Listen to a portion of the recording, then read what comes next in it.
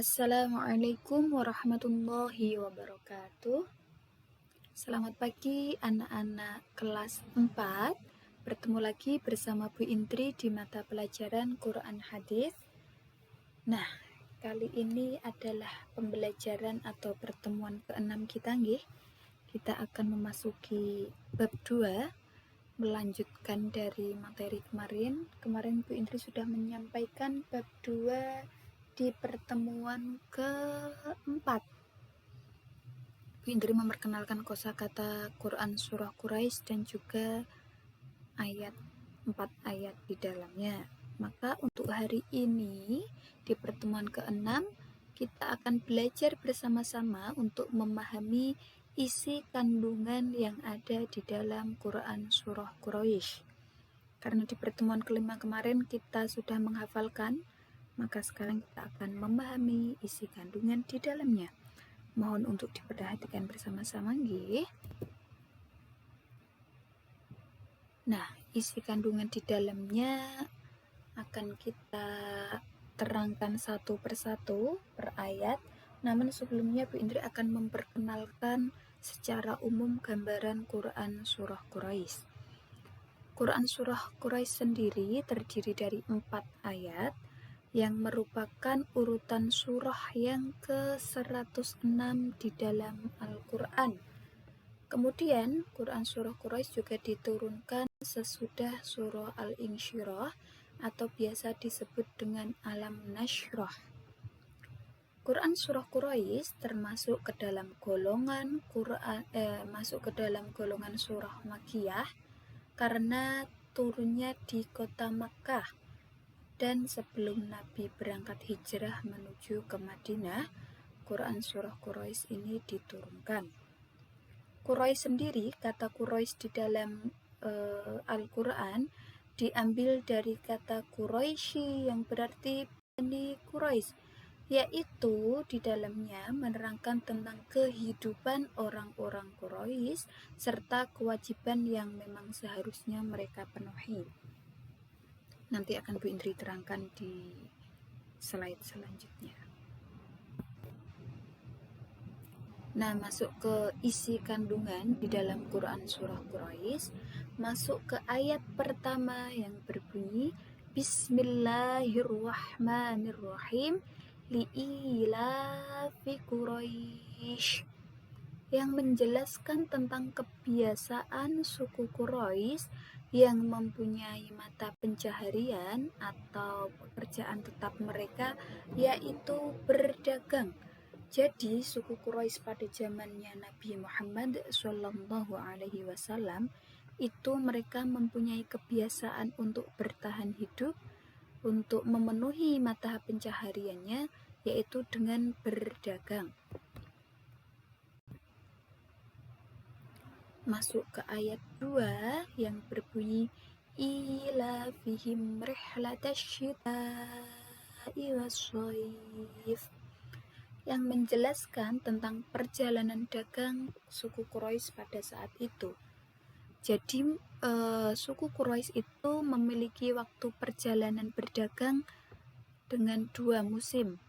Untuk ketika memasuki musim dingin, maka mereka akan pergi berdagang menuju ke negeri Yaman. Perlu diingat, ketika musim dingin maka mereka akan berdagang menuju negeri Yaman.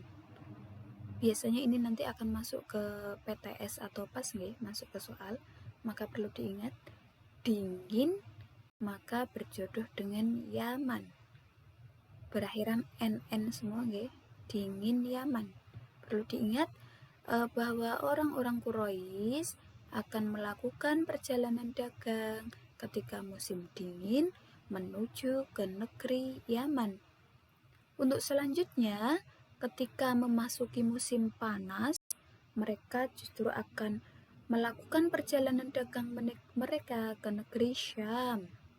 Nah, kata kuncinya, ketika musim panas berakhiran es, maka mereka akan menuju ke negeri Syam, berawalan es juga. Ketika dingin, ke negeri Yaman. Ketika musim panas, mereka akan menuju ke negeri Syam di setiap tahunnya. Seperti itu, karena itu merupakan salah satu taktik perdagangan mereka. Sampai sini paham nggih? Bu Indri lanjutkan menuju ke ayat 3.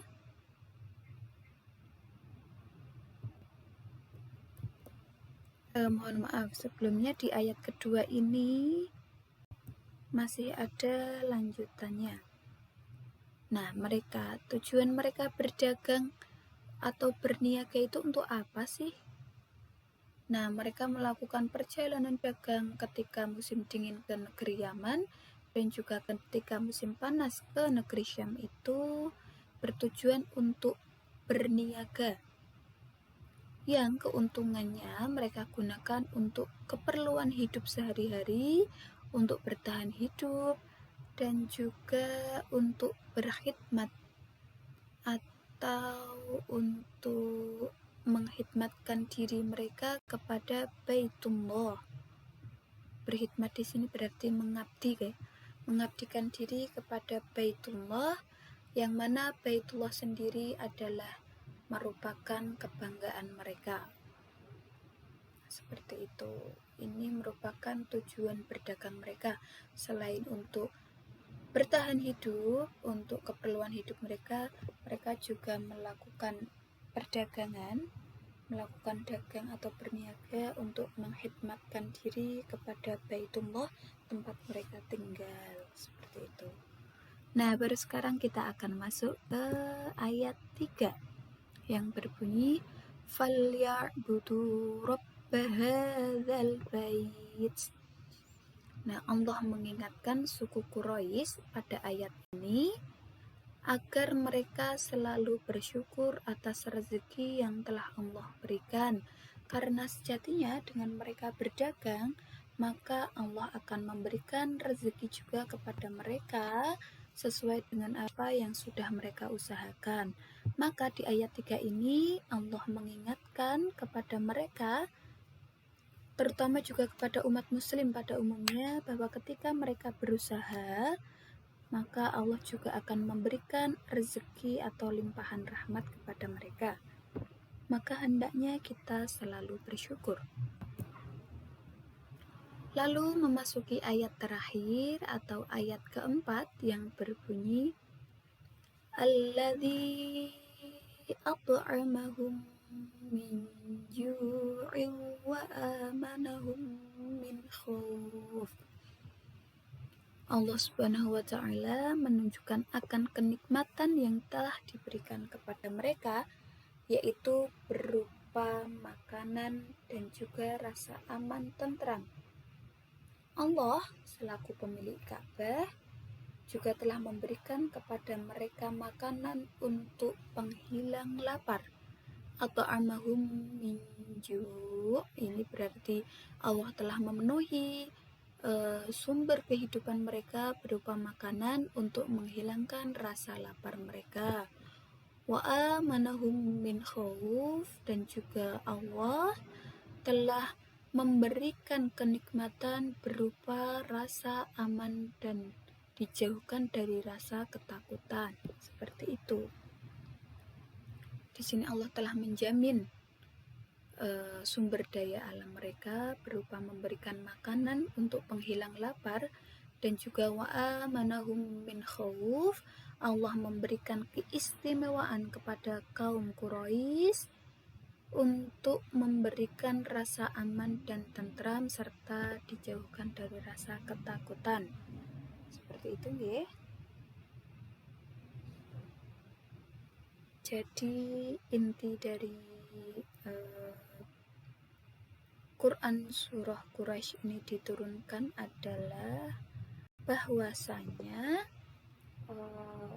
orang-orang Quraisy itu kehidupan sehari-hari mereka adalah berdagang.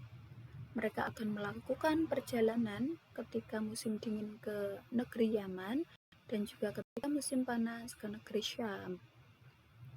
Nah, tujuan mereka berdagang adalah selain untuk mempertahankan hidup mereka juga menghidmatkan diri untuk Baitullah atau untuk Ka'bah tempat mereka tinggal. Maka dari itu seyogianya mereka untuk selalu bersyukur kepada Allah. Karena apa? Kenapa mereka harus bersyukur?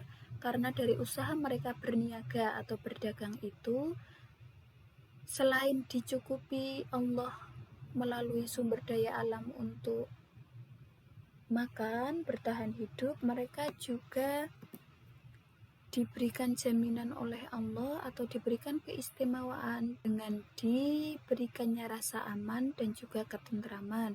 Juga mereka dijauhkan dari rasa takut seperti itu. Maka untuk kaum Quraisy pada khususnya maupun seluruh kaum muslimin pada umumnya, jangan lupa untuk kita selalu bersyukur atas segala nikmat yang telah diberikan oleh Allah. Nikmat sehat, nikmat Islam, nikmat apalagi ya, seluruh nikmat yang telah diberikan Allah pokoknya. Maka baik itu sedikit maupun banyak, kita wajib banyak-banyak bersyukur. Seperti itu nggih. Kemudian mungkin cukup itu yang dapat Bu Indri sampaikan di pertemuan ke-6 ini. Jangan lupa untuk tugas harian kalian adalah meringkas di buku kalian masing-masing. Tujuannya apa? Tujuannya agar setelah kalian melihat video pembelajaran ini, kalian mudah mengingat apa yang sudah kita pelajari bersama-sama. Jadi selain Bu Indri menstimulus kalian untuk mendengarkan apa yang sudah disampaikan, kalian juga harus menulis agar daya ingat terhadap materi yang sudah disampaikan itu lebih mudah diingat. Sekian dari Bu Indri, banyak kurangnya mohon dimaafkan dari apa yang sudah Bu Indri sampaikan. Harapannya semoga bisa bermanfaat untuk kalian semua. Kurang lebihnya mohon maaf. Sekian. Assalamualaikum warahmatullahi wabarakatuh.